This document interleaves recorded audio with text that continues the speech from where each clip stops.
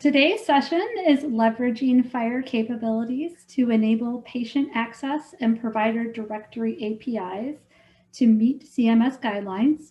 Our speaker today is Caitlin Voegele. We just ask that if you have any questions, please post them in the Q&A box in Whova. You will be muted during the presentation, but if there is time at the end, we will unmute participants and you may ask questions that way as well. Caitlin, the floor is yours. Awesome. All right. Well, welcome to my session. I did realize in some of the earlier sessions I need a more pithy title, but I'm going to be talking about leveraging FHIR capabilities to enable the patient access and provider directory APIs to meet the CMS guidelines. And so first, just a little bit of who I am. So as I mentioned, my name is Caitlin Voegele. I'm a senior PM manager in the Health and Life Science Cloud and Data team at Microsoft. And in that team, I am responsible for the FHIR server implementation that we release into open source and also package up as part of the Azure API for FHIR, which is our managed FHIR server. I put my email in a couple places in this deck, so if you want to reach out to me after the session, feel free. And so what am I going to cover today? I'm going to give just a little bit of an overview of the CMS mandate so that everyone knows what I'm talking about. I'm going to go through the high-level FHIR server requirements that are outlined as part of this, and then I'm going to dive into some demos of the various FHIR functionality that you would need to use to configure your FHIR server to meet this mandate. So to start, I want to give just a kind of a timeline overview of where we are today. So FHIR is, the reason we're all here is that FHIR is the catalyst of health data in the cloud. And especially in the US, we've seen some government regulations coming down that really put FHIR at the center. So back in 2016, the ONC 21st Century Secure Act was published, which required that patients have to be able to access their electronic data, and they have to be able to do that through APIs that use FHIR.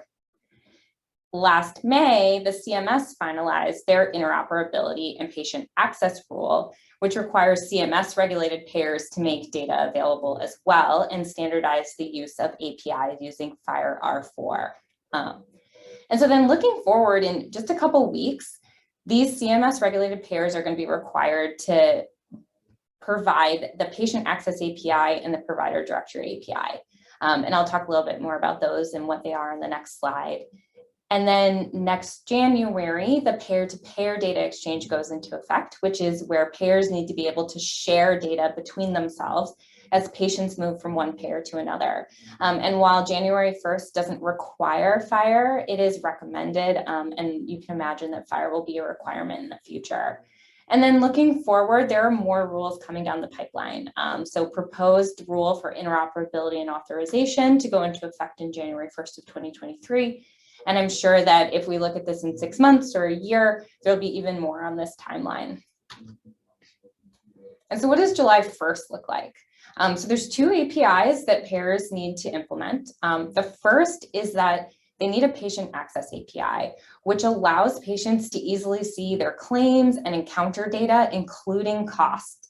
And that needs to be available through various third-party applications. And then the other piece is a provider directory API, which means that patients need to be able to find providers to help their care needs. And it also helps clinicians find other providers for care coordination. And so before I jump too far into other sessions, I just want to start by saying there are a lot of sessions on this week. Some have already happened, some are in the future. I'm sure that I missed some when I was compiling this slide, but my focus today is really going to be about how you get capabilities into a FHIR server, but there's a lot of additional pieces that you'll need. So understanding better about the provider directory API or the patient access API. There's some real experts here from CMS and ONC and leaders of the Da Vinci Guide. So just want to encourage you to check out some of these other sessions that haven't happened yet or listen to the recordings of the ones that have. And so with that, I'm going to dig into the various FHIR requirements. So at a high level, there are some basic requirements that your FHIR server needs to have. It needs to be a FHIR version R4. There needs to be a dynamic capability statement, which means that as you're adding things to the FHIR server, the capability statement needs to update so that you can see the truth of what is in your FHIR server from that capability statement. And then various sort of standard things in a FHIR server, RESTful interactions. There are implementation guides that define profiles and extensions. They define how you search, what kind of operations you need to support. And then finally, Smart on FHIR is really critical to how applications are going to communicate with that FHIR server. And so I want to talk just a bit about the implementation guides that are referenced as part of this rule. So the 4 implementation guides in blue, or the 3 top ones, and then the first one in the bottom row on the left, are what are required for the patient access API. And then the one in gray in the bottom corner on the right is the one for the provider directory. And so Karen IG for blue button, this basically defines the explanation of benefit, how the claims data is going to be used in the context of the patient access API. And then the DaVinci PDEX implementation guide is the other side of it. So they basically make a pair, and the PDEX implementation guide is looking at the encounter data, the clinical data around the patient. US Core is the backbone for PDEX. And so everything that could be built on top of US Core was. And so you'll see that US Core is really referenced a lot and used a lot as part of the PDEX. And then the PDEX US drug formulary extends and is basically focused on how patients can know about drug alternatives and how they can compare costs as they're making choices on different drugs. And then the PDEX Plan Network IG is around the network and the various organizations and all of that data and the providers in that space. And what implementation guides do, there is a session that will go deep on kind of implementation guides, but implementation guides define various profiles, extensions, value sets, code systems, operations, capability statements, within a context so that everybody working in that context is using things in the same way. You're looking at the use case of how something is going to be used out in the industry. And so these implementation guides are really important references and are a lot of sort of what I'll be pulling back to as I go through this presentation. And so what I'm going to spend the rest of the time doing is sort of digging into various capabilities. So I've put together a handful of FHIR capabilities that you would need to understand to get your FHIR server configured. And then I'll kind of show what that looks like. And so to get started, I'm going to be doing everything in an open source FHIR server. This is available. I'll have links for everything out. But I have already deployed this FHIR server, but everything I'm doing, as long as the FHIR server capabilities are available, you would be able to do today. And so the first thing I'm going to go through is storing and validating profiles. So profiles, again, there's another great session on that at Dev Days, but profiles allow users to further restrict and extend resources based on a specific context. And it ensures that if resources conform to a profile, that they're being used in the same way. So you may store a specific value in an element, or you may need to have specific extensions. The US Core patient is a great example. In the United States, we want to also store race and ethnicity, but those aren't standard on the resource because they're not a globally needed field. And so you can, as part of the US Core patient profile, it will reference the extensions for those. And then $validate allows you to verify if a resource conforms to either the base specification or the specific profile, so that as you're updating, creating, or just looking at a resource in your FHIR server, you can confirm that it will meet that specification. And so what I'm going to go through are a couple things. So I have up here the US Core patient. So this is a structure definition that you would load into your FHIR server. You can see how it's defined, that the patient has to have these things. The patient must support certain data elements. And then I'm also going to show loading an extension. So I mentioned US Core race. And so this is also a structure definition that gets loaded into the FHIR server. And so, I'm going to flip over. So the first thing I'm going to do here, I'm going to store the US core patient profile. As you can see here, I've put in the JSON structure definition with all the details of the profile. And I'm going to post that structure definition to my FHIR server. And you can see that it's successful. And now I have this US core patient. And then I'm going to do a very similar thing with the US core race extension. And so you can see here that I have another structure definition that's the US core race. And I'm going to post that into my FHIR server. And that is going to be available here. And then we talked about how an important piece is the dynamic capability statement. So I'm going to pull up my capability statement, which is hopefully going to display. And I'm going to look for US core. And you can see now that I have a supported profile of US core, and it would have been a better demo if I had shown you that this wasn't here before. But now that I've posted that into my FHIR server, you can see that I have a supported profile and it's defined here. And so I had mentioned that you can use $validate on create and update, or you can just check a resource. And so I'm gonna just post a patient into the database that conforms to the US core patient profile. So I'm going to send in that patient, and you're going to see that that patient was created here on the right-hand side. And then I'm going to validate that patient. So I'm doing a get against my FHIR server, and then I'm validating on a profile, and the profile that I'm validating on is this US core patient. And so when I send in that request, you'll see that I get information all okay. So everything came back correctly. So that's informative, but maybe not as interesting as seeing what happens if it's not right. So this time I'm going to post in a new patient. This patient is going to have a race code that isn't a valid race code. And I also removed I think I've removed the gender. So this says birthday, but I removed the gender. So I'm going to paste that in. And you'll see again that I get a new patient and it has the profile. But this time, when I go to validate,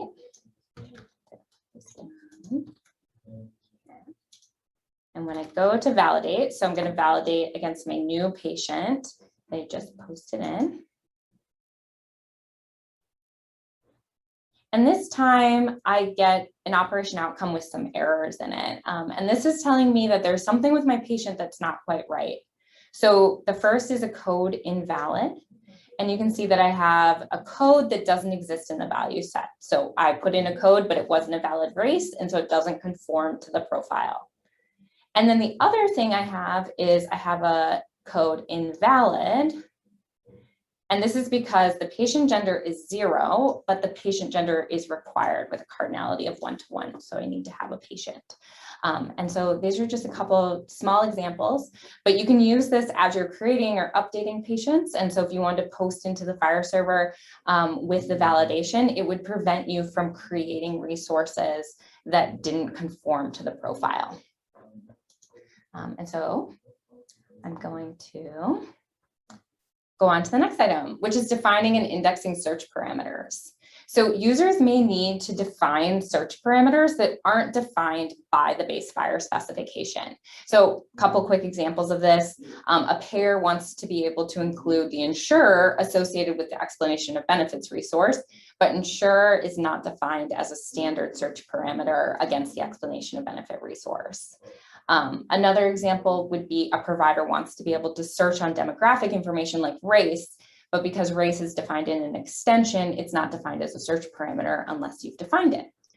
And so the way this works is you're going to post in a search parameter. And so I'm going to give an example of what that looks like. I'm going to do the US core race one. So this is the US core race search parameter. This is what the JSON looks like. And you'll see that it has a unique URL.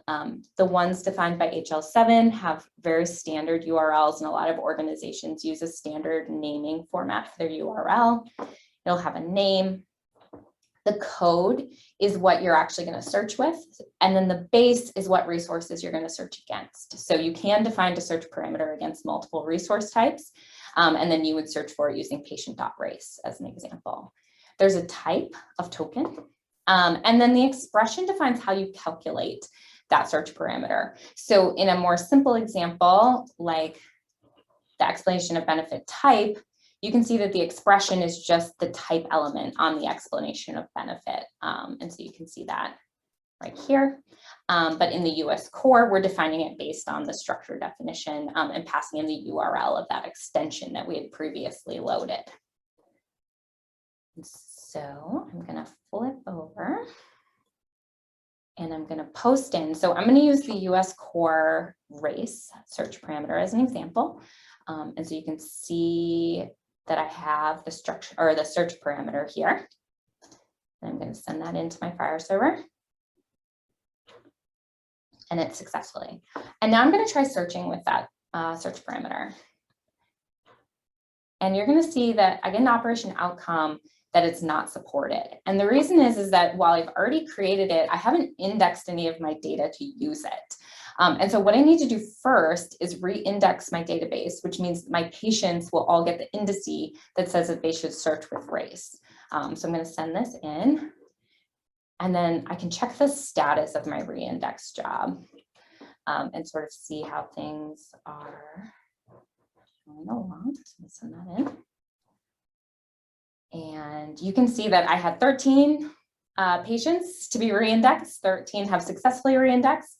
And so 100% of my database is re-indexed. And now if I search, you will see that I, this time, got back the patients I had previously put in that had a code of 21063, which is what I searched for here, which is how you would do search parameters. Okay. So the next thing I want to talk about are some operations. So within the various implementation guides, there's a few operations that are defined that are useful to use within your FHIR server when either constructing your queries or thinking about your future development. So the first is the patient everything operation, which allows you to get all data related to the patient. And this is a standard operation that's defined.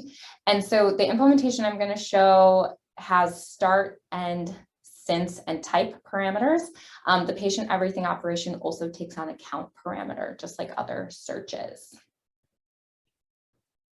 And so I'm going to get everything for a specific patient. And so it's in the name, but what it does is it gets everything related to the patient. So it's pulling the patient compartment. It's also looking at things that the patient references or things that might reference the patient. The specification is a little open-ended, and so each vendor may implement patient everything slightly different. So it's important to understand what kind of data you're getting back and what you're expecting to see when you're looking at a patient everything call. And then I'm just going to show another example. So I had done get patient against a specific patient with $everything. I'm going to give another example here where I'm going to search where type equals encounter, and then I'm going to set clinical dates between starting in 2010 and ending in 2020. And so what I would expect is that I would not get the patient back, but I would instead get just encounter resources. And so you can see this time I had a successful request, and what I'm getting back is encounter resources if you scroll through and see the various resources. Okay, and then a new operation that was defined as part of PDAX, and it's actually in the HREX implementation guide, is the member match operation. And so the use case for member match is you imagine that you're a patient, you used to go to payer A, now you've moved to payer B. Payer B can issue a member match request against payer A's database. And when they do that, if payer A gets back the information they're expecting, they can respond with the patient, but they will add an identifier that relates to the patient in their system. And so it's basically the first step in linking and sharing information between payers, where now payer B knows, like, if they need to go to payer A again, they can use this identifier.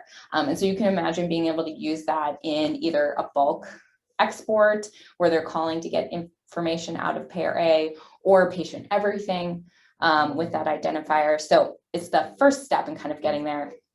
And what this looks like is it's a get patient member match, and in the body, you pass in the patient, the old coverage, and then the new coverage. And then what you get back is a patient with an updated identifier section. So I'm going to scroll over here. So first, I'm just going to look for a patient within this database. So I'm going to do get patient, where the name is Patricia, which is the patient that I have set up for this. You can see that right now I just have a single identifier in here. And so it's stored right here. And then I'm going to do a member match. And like I mentioned, this member match is you pass in a parameters resource. And within that is the patient, and it's the new coverage information and the old coverage information. And so I'm going to send in that request. And you can see that I'm getting back a parameters with a patient. And this patient now has the identifier that I had shown you before, but it also has a second identifier that was added from the system to go back to the new payer. And then just an example of what happens if something's mismatched. So it's looking for an exact match on name and coverage information. So here I've updated the patient and I've changed her name from Patricia to Jessica. And you can see then if I go into send a member match request, that I will get a 422 because there was no match found and I don't have a patient with that name. So anytime it can't find an exact match, it finds no matches, it finds multiple matches, the response back will be a 422.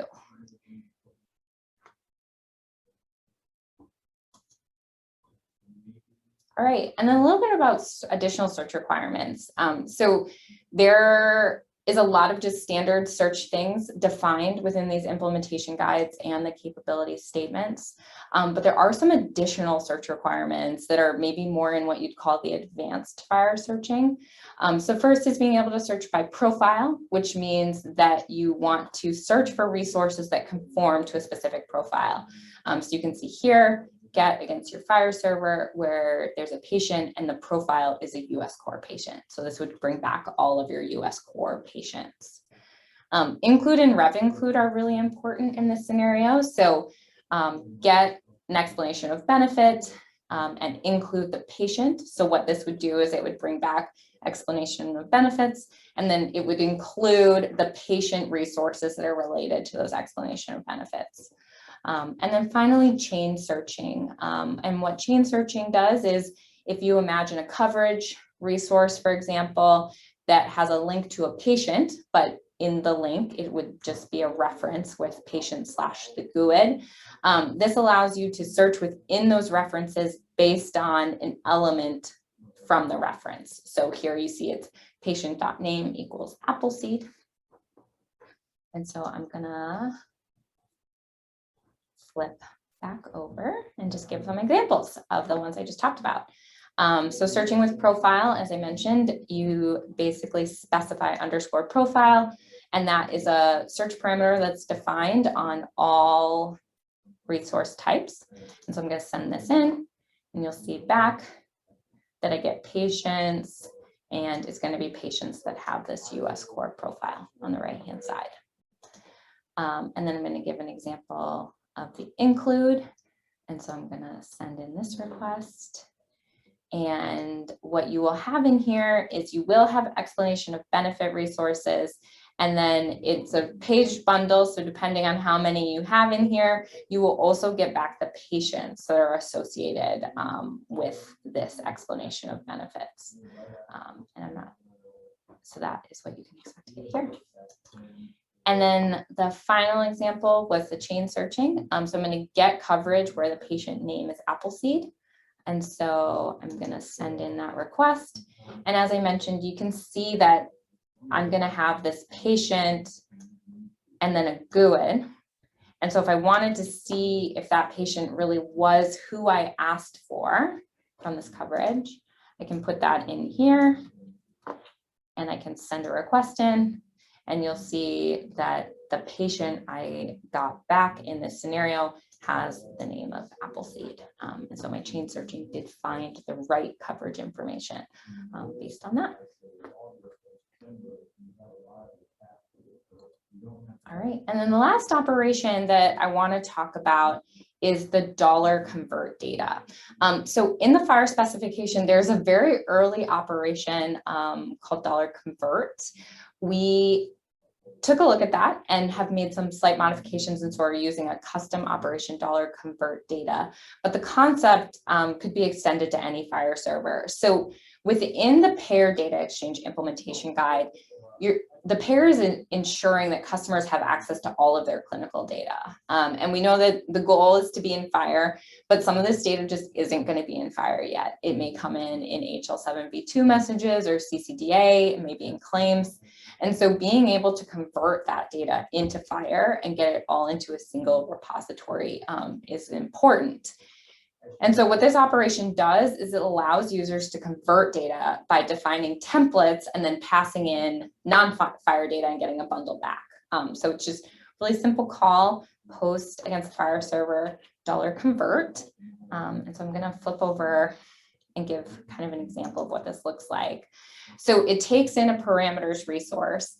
The first piece is the input data. And so I am converting HL7v2 messages. And so you can see I have a pipe delimited, very long string of an HL7v2 message.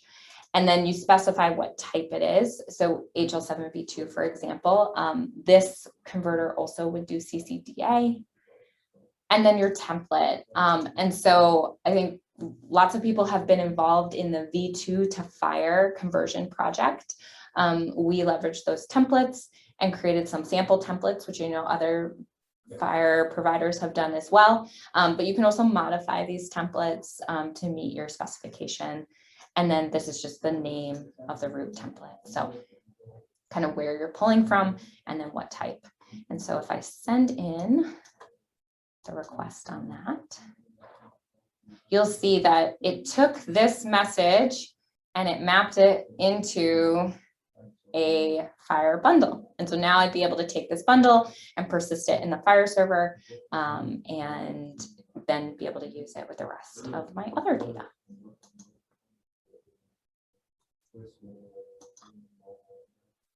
Okay, so I also want to talk just a little bit about kind of testing.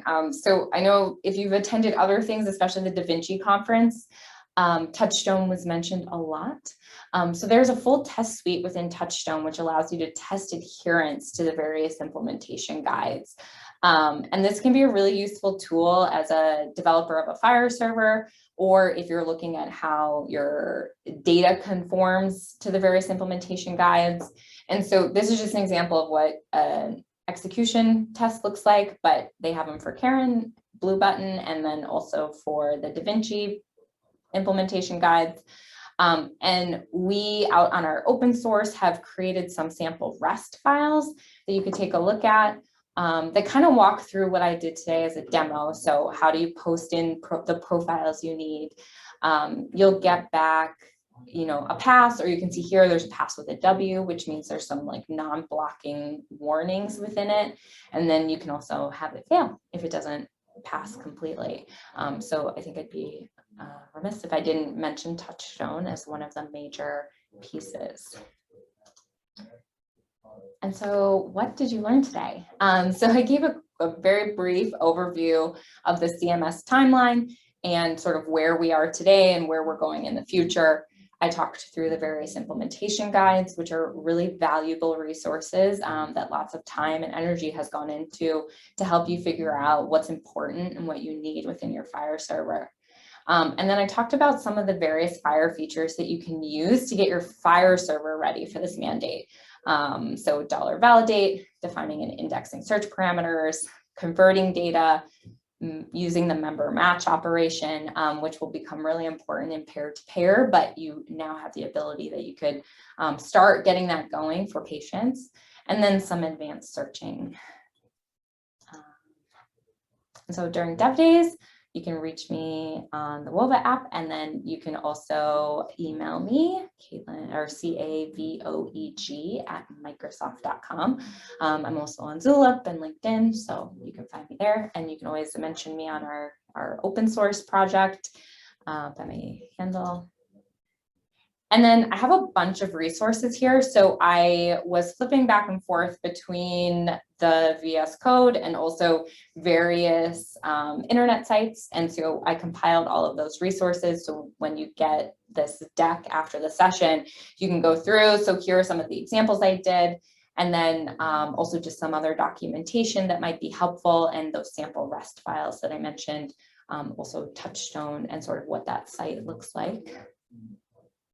And with that, I'm ready for Q&A. Okay, Caitlin, there are a few on Whova. First one is there a structure definition for a healthcare member, or members should be using the patient structure definition? No, that is a great question that I don't actually know the answer to. So I can definitely take that and follow up after the fact.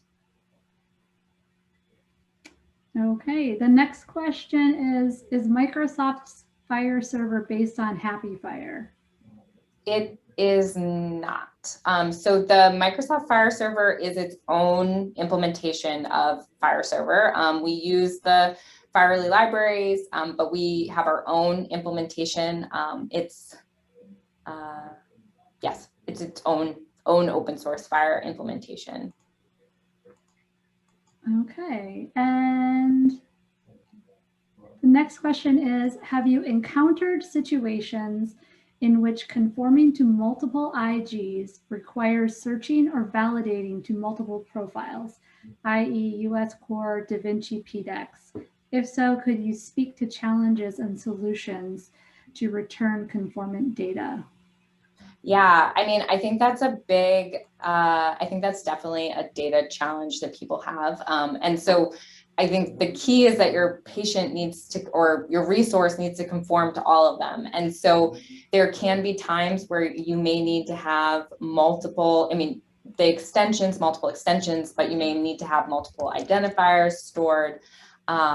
And then multiple profiles against the patients.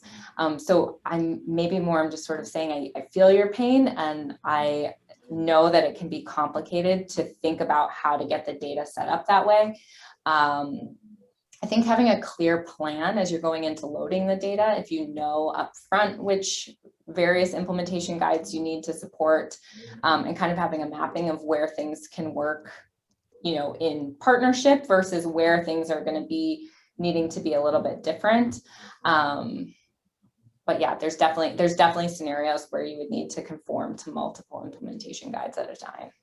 And I guess I don't know if this session has already happened, but as I mentioned, there is a really good profile session and implementation guide session done by FHIR at Dev Days this time. So if you haven't checked out those sessions, or if they are still happening, I would definitely recommend listening to those and getting some insight there, or asking the questions there as well. Okay, and then we have another question. Any search query referenced resource? For example, need all observation for patient, which is related to specific diagnostic report, or searching family member history resource related to one of the clinical impressions?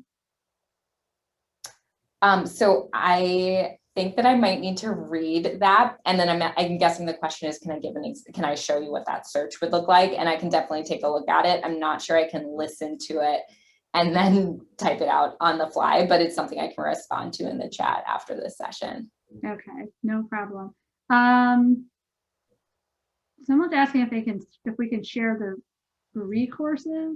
I'm not sure if that, maybe they're asking for the resources. So everything is going to be uploaded within 24 hours to the Whova app. So all attendees will have access to rewatch or to look at this session. If you have any additional questions, you can either raise your hand here here in Zoom, or you can post them to the Q&A box. We still have a little bit of time if anyone has additional questions for Caitlin.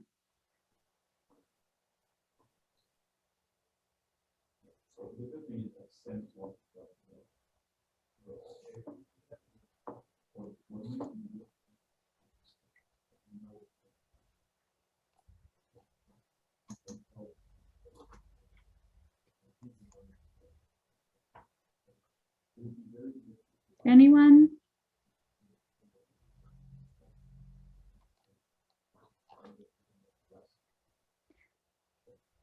Okay, well, I think that means that you've done a good job of covering your topic, Caitlin.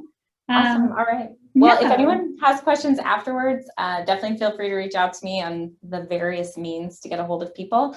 I'm happy to talk through anything. And then on the couple questions that I didn't have answers for or needed to kind of look at, I will take a look at those and get back to you. Okay. Then thanks for the wonderful session. Thanks, Caitlin, for sharing your knowledge, and thanks to our attendees for joining us today.